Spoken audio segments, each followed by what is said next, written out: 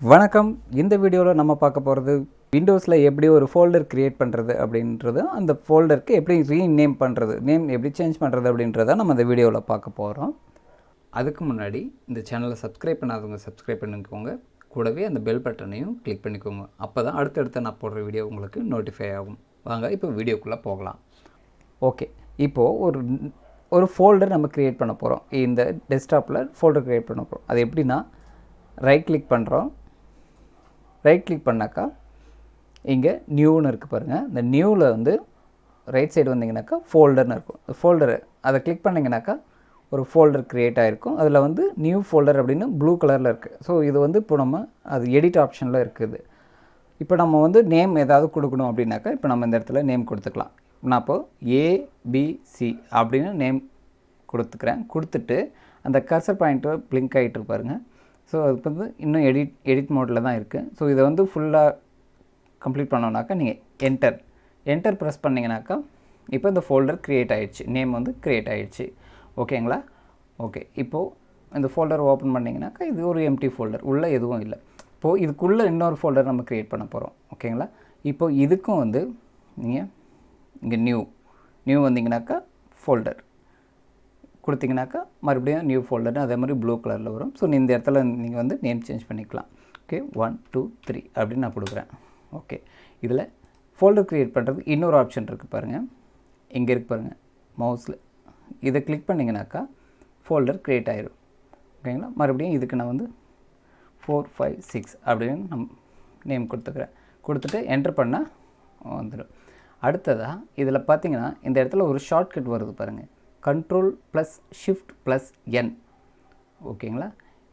இப்போது கண்ட்ரோல் பிடிச்சிக்கோங்க, plus control பிடிச்சி அப்படியே ப்ரெஸ் பண்ணிக்கோங்க. அடுத்தது ஷிஃப்ட்டு பிடிங்க, ஷிஃப்ட்டையும் பிடிச்சி ப்ரெஸ் பண்ணிக்கோங்க. இப்போது N ப்ரெஸ் பண்ணுங்கள். ப்ரெஸ் பண்ணிங்கன்னா ஒரு ஃபோல்டர் க்ரியேட் ஆகிடும். ஓகேங்களா? இப்போ அதே போல் தான் இந்த இதுக்கு வந்து நம்ம சேஞ்ச் பண்ண போகிறோம். இப்போது 7 8 9. ஓகேங்களா?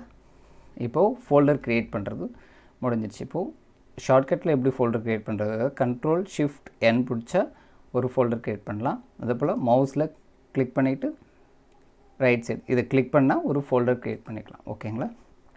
இப்போது ஃபோல்டர் க்ரியேட் பண்ணியாச்சு.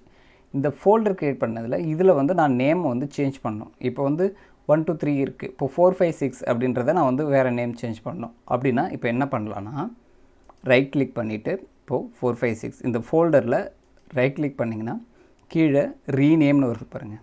ஓகே, இந்த ரீநேம் இதை கிளிக் பண்ணிங்கனாக்கா இப்போது அதே போல் அந்த ப்ளூ கலரில் எடிட் ஆப்ஷன் இந்த இதுக்கு வந்துடும். இப்போ வந்து நீங்கள் அந்த ஃபோல்டருக்கு நேம் வந்து சேஞ்ச் பண்ணிக்கலாம். இப்போது இதுக்கு வந்து ABCD ஓகே இப்படி கொடுத்துக்கிறேன். கொடுத்துட்டு என்டர் கொடுத்திங்கனாக்கா இப்போது நேம் க்ரியேட் ஆகிடும். ஓகேங்களா? இப்போ நேம் சேஞ்ச் பண்ணியாச்சு. இப்போது மவுஸில் இதை ரைட் கிளிக் பண்ணி ரீநேம் பண்ணுறது ஒரு ஆப்ஷன். இன்னொரு ஆப்ஷன் என்னென்னா, இங்கே இதை செலக்ட் பண்ணிவிட்டு கீபோர்டில் மேலே F2 இருக்குது பாருங்கள். F2 ப்ரெஸ் பண்ணிங்கனாக்கா ரீநேம் ஆப்ஷன் வந்துடும். ஓகேங்களா? F2 ப்ரெஸ் பண்ணால் இப்போ மறுபடியும் அந்த எடிட் ஆப்ஷன் வந்துடும். இப்போ நீங்கள் இந்த இடத்துல மறுபடியும் ABCDE ஓகே. இப்போது மறுபடியும் நேம் வந்து நீங்கள் ரீநேம் சேஞ்ச் பண்ணிக்கலாம். ஓகேங்களா?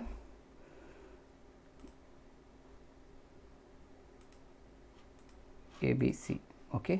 இப்போது டெஸ்க்டாப்பில் ஏபிசின்னு ஃபோல்டர், அதுக்குள்ளார நம்ம 3 ஃபோல்டர் க்ரியேட் பண்ணியிருக்கோம். இப்போது இதுக்குள்ளாரையே நம்ம ஒரு ஃபோல்டர் க்ரியேட் பண்ணலாம்.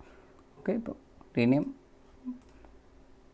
ஓகே. இது நீங்கள் அப்படியே வெளியில் கிளிக் பண்ணிட்டீங்கனாக்கா இது மாதிரி வந்துடும். இப்போ இதை மறுபடியும் நீங்கள் பண்ணணும், ரீநேம் பண்ணோன்னாக்கா ரீநேம் கொடுத்துட்டு இப்போது 147 கொடுத்திங்கன்னா வந்துடுச்சு. ஓகேங்களா?